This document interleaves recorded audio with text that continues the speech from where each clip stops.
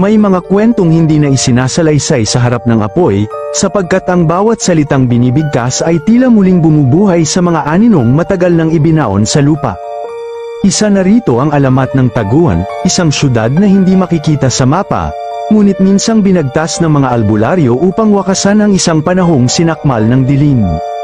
3 buwan matapos ang huling gabi ng pagdalaw ng mga nilalang mula sa kabilang mundo, naglakbay sina Kaisko, Lyra, at ang ilang natitirang tagapangalaga ng liwanag.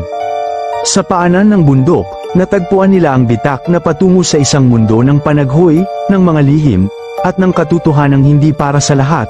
Ang susunod na bahagi ng kanilang paglalakbay ay hindi na para sa pagliligtas, kundi para sa huling sakripisyo, dahil minsan sa kasaysayan, may isang batang babae na piniling maging liwanag sa gitna ng kadiliman, at ang kanyang kwento ang ating bubuksan ngayon. Alina't atin talakayin ang Part 5 ang pagwawakas.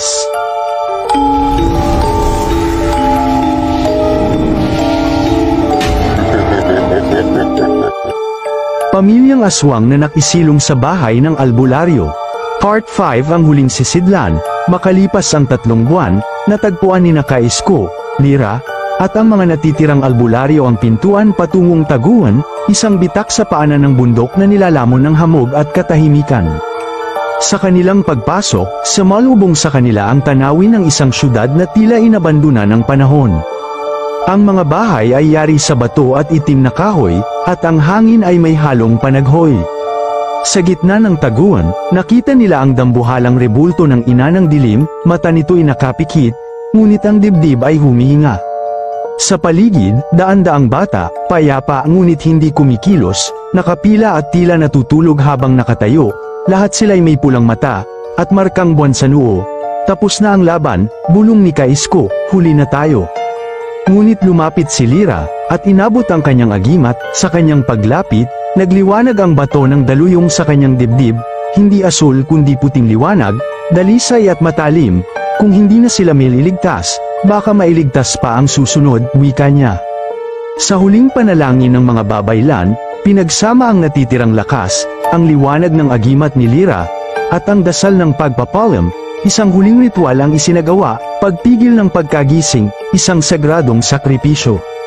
Sa gitna ng seremonya, tinanggap ni Lyra ang kapalaran bilang tagapagdala ng huling liwanag, inilapat niya ang agimat sa kanyang puso, at sa pagsigaw ni Kaisko ng huling dasal, bumulusok ang liwanag mula sa ilalim ng lupa. Isa-isang bumagsak ang mga batang sisidlan, payapa at walang sakit. Ang rebulto ng ina ay gumuho, at ang syudad ng Taguan ay nagkabitak at nilamon ng apoy mula sa kalangitan, wala nang iniwang bakas. Si Lyra, wala na, si Kaisko, matandang payapa, ay bumalik sa kanilang baryo kasama ang ilang albularyong nabuhay, isinara nila ang kuweba, at itinuring ang Taguan bilang isang alamat na lamang. Sa huling gabi ng kanyang buhay, habang nakatanaw sa kabilugan ng buwan, muling naisalayan ni Kaisko ang isang alingaw-ngaw ng liwanag sa langit, isang babaeng anino ang lumitaw sa ulap, may dalang liwanag sa kanyang noo, hindi na babalik ang ina, sapagkat ang huling sisidlan ay piniling maging ilawan ng mundong nababalot ng dilim. Wakas.